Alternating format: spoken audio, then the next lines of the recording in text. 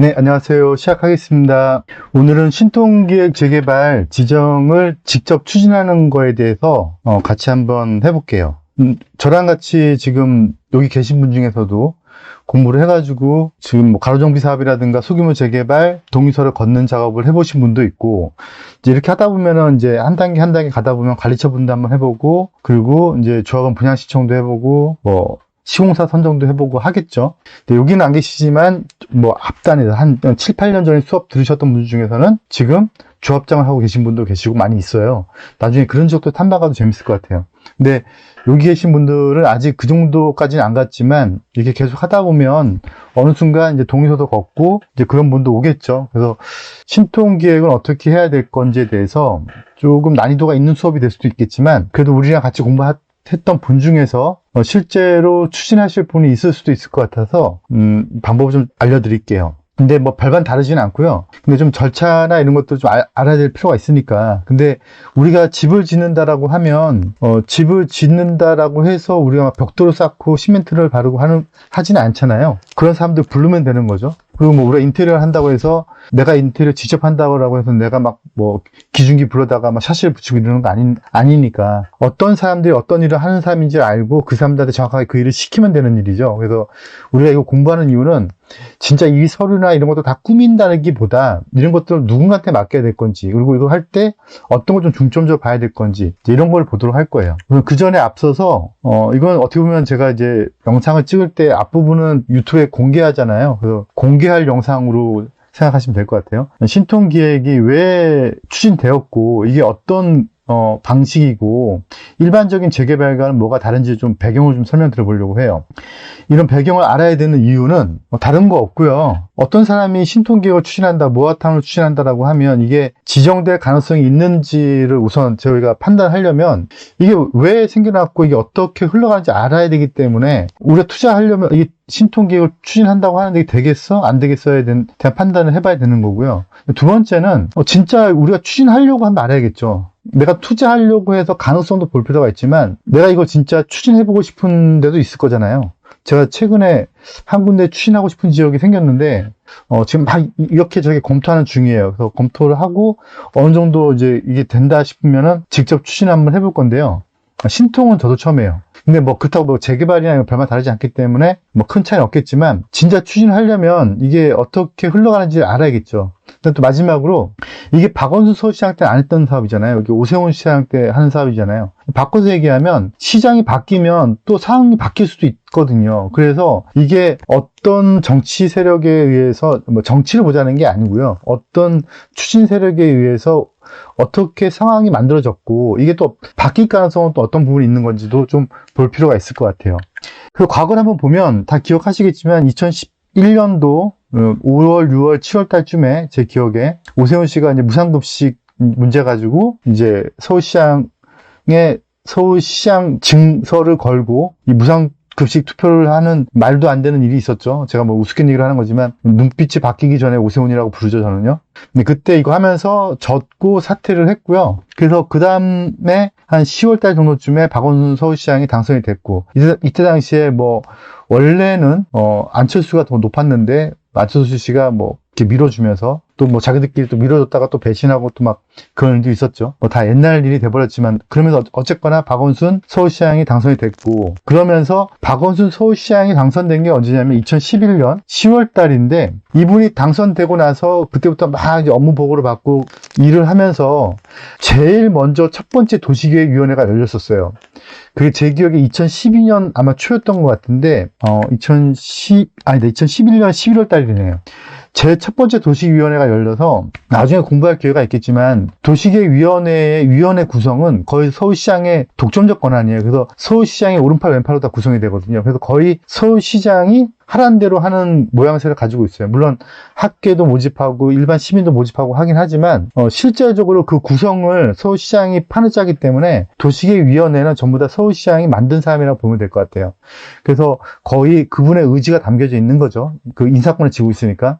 그래서 첫 번째 도시계획위원회가 열렸을 때 박원순 서울시장의 그때 당시에 가장 많은 표를 가지고 있었던 데가 강북이었음에도 불구하고 첫 번째 도시위원회에서 열어서 도시위원회 통과시켜준 데가 음마파트였었어요. 근데 이거는 저라도 그렇게 할 것 같아요. 왜냐하면 나한테 표를 주고 나를 사랑하는 사람들은 더 이상 내가 먹을거리를 안 줘도 되는 거죠. 왜냐하면 내가 잡아놓은 물고기잖아요. 좀 표현이 좀 그렇긴 한데. 그런데 강남표를 다시 나중에 얻으려면 뭐 지방의회 선거를 하거나 이렇게 했을 때 얻으려면 뭔가 뭔가 줘야 되거든요, 미끼를. 나를 벌써 나 좀 지지해주는 사람한테 별 줄 게 없는 거죠. 그래서 음마파트를 첫 번째 도시계획위원회에서 통과시켰는데, 그때 당시에 음마파트에서 거부했었어요.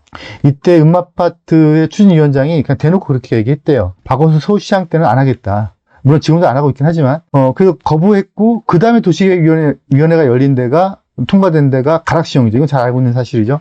가락시형이 박원순 서울시장 때 통과된 거죠. 그때 종사형 결정고시가 났고, 그러면서 2종에서 3종으로 바뀌면서 사업성이 엄청 좋아졌고, 그리고 이제 임대 아파트도 늘어나긴 했죠. 그러면서 이제 여기가 이제 추진된 거죠. 제가 이거 왜 보여드리냐면, 오히려 표가 왔던 곳들에 대해서는 개발 계획이 전혀 한 군데도 없었어요. 그래서 박원순 서울시장 때는 강북 개발에 대해서 신규 지정이 단 한 건이 없었어요. 거기서 표를 받았기 때문에 그런 것 같아요. 오히려 거기서 표를 안 받았다면 거꾸로 잘해주려고 노력을 했겠죠. 그런데 이제 표가 안 왔던 강남 쪽에는 계속해서 뭔가 줘왔다는 거죠. 종을 상향해 주거나 아니면 개발 계획에 도시계획을 허가해 주거나. 그런데 그럼에도 불구하고 계속해서 이제 강북표는 이제 이쪽으로 가고 있고 저쪽으로 가고 있고 그런 거죠. 그것에 대해서 너무도 잘 알고 있는 지금 눈빛이 바뀌는 오세훈 씨는 이제는 그 표를 다 먹고 싶은 거죠. 그래서 만들어진 게 신통이에요. 그래서 2020 도시계획이라는 게 있는데요. 이제 2020이 있고 2025가 있잖아요. 근데 이제 원래는 매 10년 단위로 재개발 기본계획을 발표를 하게 돼 있어요. 그래서 재개발 부분, 도시환경 정비 사업 부분, 뭐 주거환경 개선 사업 부분 이렇게 다 발표하게 돼 있는데, 그거 이제 도정법, 우리가 예전에 기본계획 때 배웠을 건데, 도정법의 앞부분, 6조인가 막 그렇겠죠. 거기에 기본계획을 수립하도록 하고 있고, 옛날 국법에서는 기본계획을 수립하되 인구가 뭐 50만 미만이면은 그 수립의 의무 규정이 없었는데, 근데 지금은 둘 다 의무 규정이 거의 있는 것처럼 보여지고요. 단 50만이 안 되면은 안 해도 되는 의무에 살짝 벗겨난. 그러니까 해야 되는데 안 해도 되는 거. 근데 옛날에는 안 해도 되는데 해야 되는 규정이었거든요. 그래서 지금은 다 대부분 시도에서 다 지정을 하고 있죠. 그래서 5년 단위, 10년 단위 수립, 5년 단위 검토인데, 이때 당시에 2020이 있었고, 그리고 이게 5년 단위 검토 단계가 되면서 2015년도에 다시 새롭게 기본계획이 만들어졌죠. 그래서 지금 제가 보여드렸던 이 표지는 박원순 서울시장 때 만든 표지예요. 그리고 이 안에 내용이 있겠죠. 그 안에 주거지 관리계획, 재개발 부분에 대해서 주거지 관리계획이 내용이 이렇게 쭉 있게 되고요. 그리고 거기에 따른 정비사업 실무 매뉴얼이라는 것도 만들어졌어요. 그래서 이제 도정법에 의한 이제 기본계획이 절차가 진행이 되고, 그거를 서울시의 실무자들이 어떻게 일을 할 거냐에 대한 매뉴얼이 만들어진다는 거죠. 그런데 그렇게 만들어졌던 2010이죠.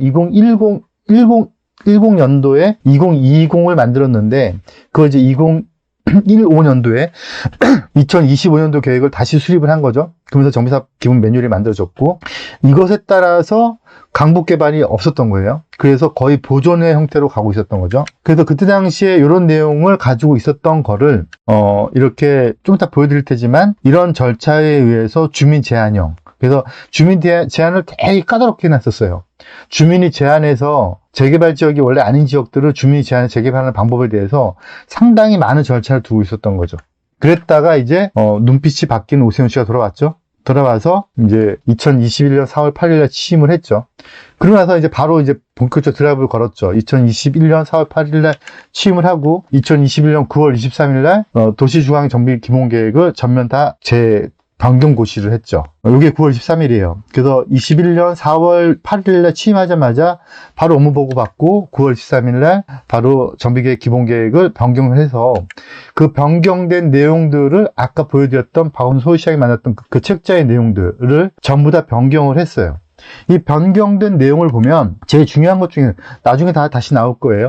제일 중요한 것 중에 하나가, 예전에는 주거정비 지수라는 게 있어서 이 주거정비 지수의 점수가 어느 정도 일정 점수가 확보가 되어야 재개발 지역이 되는 건데, 그런데 그 요건 중에서 가장 중요한 요건이 노후도 요건이 있는데, 지금 공부를 꾸준히 해보신 분은 아시겠지만 노후도는 건물 동수로 따지지 건물의 동의 각 면적을 따지지 않거든요. 연면적이 뭐냐면 만약에 50평이 10층이면 500평이 되는 거잖아요. 연면적이요. 근데 그 연면적으로 따지지 않았는데 박원순 서울시장 때 이 노후도의 연면적 기준을 뒀어요. 그래서 연면적이 건물이 큰 건물이 노후도가 안 됐으면 걔가 연면적에서 다 빠져버리는 거죠.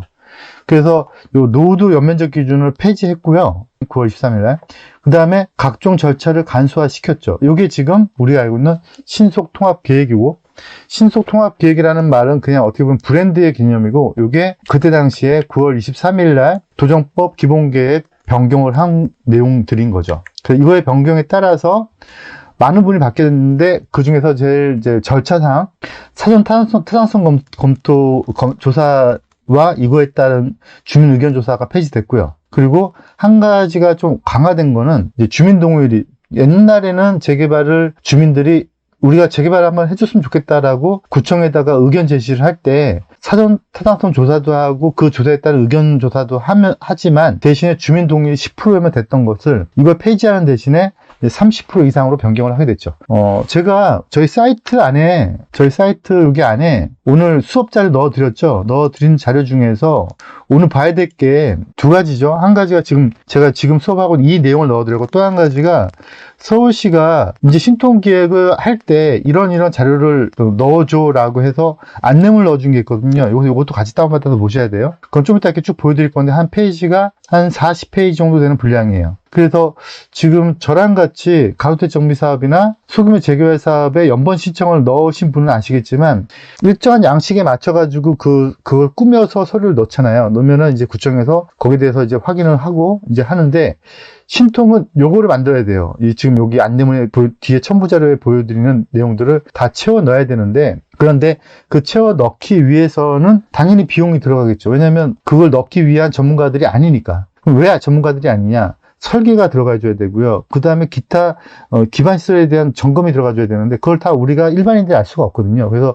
전문가들한테 맡겨야 되는데, 맡기는 비용이 들잖아요. 그럼 그 비용을 어떻게 주민들한테 확보를 시킬 것이냐. 그러려면 어쩔 수 없이 주민 동의율이 일정 부분 나와야 되는 거죠. 그래서 주민 동의율 30% 이상 되는 지역이 아닌 거는 이런 작업 자체를 할 수가 없죠, 우리가. 그리고 제일 처음에 중요한 게, 그래서 항상 제 주변에 신통을 추진하시는 분들이 제일 첫 번째 하는 작업이 뭐냐면 30% 이상 동의에 나올 것이냐에 대한 설문조사가 제일 먼저 들어가야 돼요. 그래서 그 지역 주민들한테 물어보는 거죠. 내가 이런 거 추진하려고 하는데 의향이 있냐. 뭐 어떤 사람은 나는 절대 반대다 이런 사람도 있고, 어떤 사람은 한다면은 좀 해볼게 이런 사람도 있을 수 있겠죠. 그런 설문조사가 제일 첫 번째 들어가 줘야 되는데, 이게 사실 없어요. 의무는 아니에요. 의무는 아닌데, 그런데 우리 입장에서 어쩔 수 없이 한번 해야 되는 거죠. 30% 이상 때문에. 그래서 그게 맞춰지면 이제 그 다음에 그 뒤에 보여드린 아까 그 자료를 만들 수밖에 없다는 거죠. 그 자료를 만들려면 돈이 들어가니까 몇 천만 원 들어요. 돈이 들어가기 위해서 우선 저희는 설문조사를 할 수밖에 없다는 거죠. 그래서 지금 옛날 박원순 서울시장 때는 연면적이 있었고요. 연면적이 지금 새롭게 오세훈 씨가 만든 것에서는 없어졌고요. 그 다음에 요 주거정비 지수라고 해서 요 주거정비 지수가 거의 점수제로 만들어 놓긴 했는데, 느낌상 거의 뭐 필수 요건 비슷한 느낌이 뒀어요. 그런데 요번에 오세훈 씨가 되면서는 요거를 그냥 평가 지표 정도로만 놓고, 물론 그렇다고 해서 이게 요건이 안 만족하면은 되는 게 아니에요. 어느 정도 만족해야 되지만 그래도 완화시켰다는 거죠. 대상지만 우선 놓고 보면 그 다음부터 요것들에 대해서는 일정 점수만 조금 넘기는 정도. 그 다음에 용어의 차이긴 한데, 여긴 지금 참고 자료라고 넣어뒀는데 여기는 심의 제출 자료라고 했죠. 그래서 심의할 때 보겠다는 의미인 거고, 같은 맥락인데 오세훈 씨는 참고 자료라고 표현을 바꿨어요. 그래서 그렇게 참고는 하겠지만, 그러니까 좀 뉘앙스의 차이인데, 앞에 부분에 박원순 서울시장 때 자료들은 안 해주겠다는 자료인 거고, 지금 이쪽 오세훈 씨 때 자료는 해주겠다는 자료를 약간 좀 변형이 돼 있다는 거죠. 그래서 지금 이게 박원순 서울시장 때의 주민 제한형 재개발에 대한 절차도인데요. 여기서 지금 없어진 부분이, 정비구역 사전 검토 요청은 이제 10%에 30%로 늘어났고, 그러면 이제 서울시가 사전 검토를 하겠죠. 그러면 이제 검토할 때 주민들한테 타당성 조사하고 의견 받고 하는 이 부분이 전부 다 생략이 된 거고요. 그 다음에 기초생활권 부분에 대해서도 또 검토하고 하는 이 부분들이 전부 다 생략이 된 거죠. 그래서 간결하게 바뀌어서 이렇게 바뀐 거예요. 그래서 지금 요 앞단과 요 뒷단의 부분만을 놓고 이제 이렇게 바뀌게 된 거죠. 그래서 이거 자체가 벌써 사라진 거죠. 근데 이게 신통이 아니고요. 신통의 개념은 이 개념이 아니에요. 이거는 지금 신통의 개념이 아니고 이거는 그냥 단지 그냥 기본 계획의 매뉴얼이 바뀐 개념이고요. 신통은 또 별개죠. 신통은 이거 말고 요 뒷부분에서 결정하고 구역 지정하고 추진하는 단계에서도 뭐 도시계획위원회를 열고 건축심의를 받고 하는 요 뒷부분의 단계, 이 뒷부분 단계를 빨리 해주겠다는 게 신통이고, 지금 요거를 없앤 거는 신통이 아니고 그냥 이거는 그냥 정비 기본 계획의 방향 자체를 그냥 아예 그냥 뜯어 고친 거예요.